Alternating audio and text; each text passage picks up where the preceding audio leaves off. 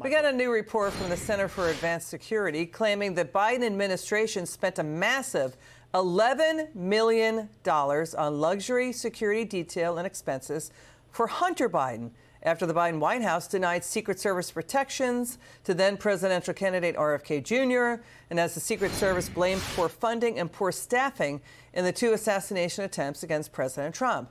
Joining us now, columnist, author, Fox News contributor, Miranda Devine. We're so happy to see you again, Miranda. What do you make of this, that Hunter Biden got this expensive security detail on multiple luxury trips to places like the Virgin Islands, Santa Barbara, Nantucket? Thanks, Liz. Look, it's just outrageous. It's not really hugely surprising, but I would want to audit those expenses. The fact is that Hunter Biden lived the life of a billionaire despite no visible signs of any income during that period. He just, in Malibu, for instance, he was renting a house that was $25,000 a month. The Secret Service had to rent the house next door, $30,000 a month.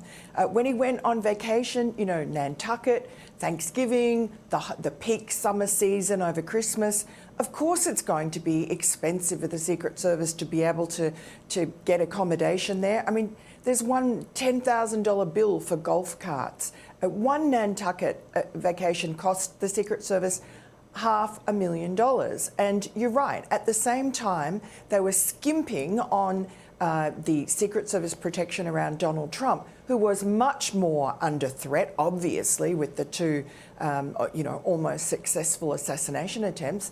And then Bobby Kennedy Jr. complained bitterly. He had serious threats because his father and his uncle were both assassinated.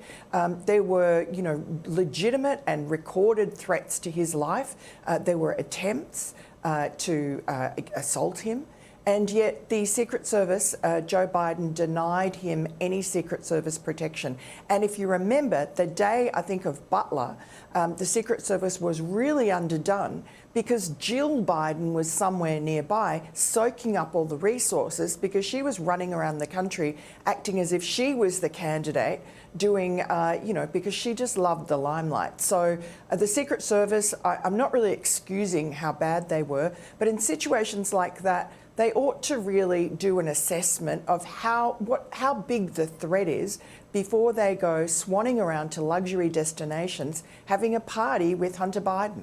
Yeah, I mean, this is what happens when you have a father who grew up in government, never worked in the private sector. Yeah. Right? I mean, the Biden White House, so they spent nearly about $11 million on luxury hotels for Hunter's security details, air travel, rail travel, cars, real estate rentals, tens of thousands on golf carts. The argument is that Hunter Biden was playing a senior role in advising his father. But personally, we've never seen anything like this before. That, as you point out, Hunter Biden acting like a billionaire. Acting like a billionaire and like he was Secretary of State or something, like he was a member of cabinet. The guy was, obviously, he's, was a former crackhead. He was basically should have been in jail. He was convicted by a jury and he had to plead guilty to tax crimes. I mean, this is not someone that you really wanted near the White House, and yet he had an outsized impact.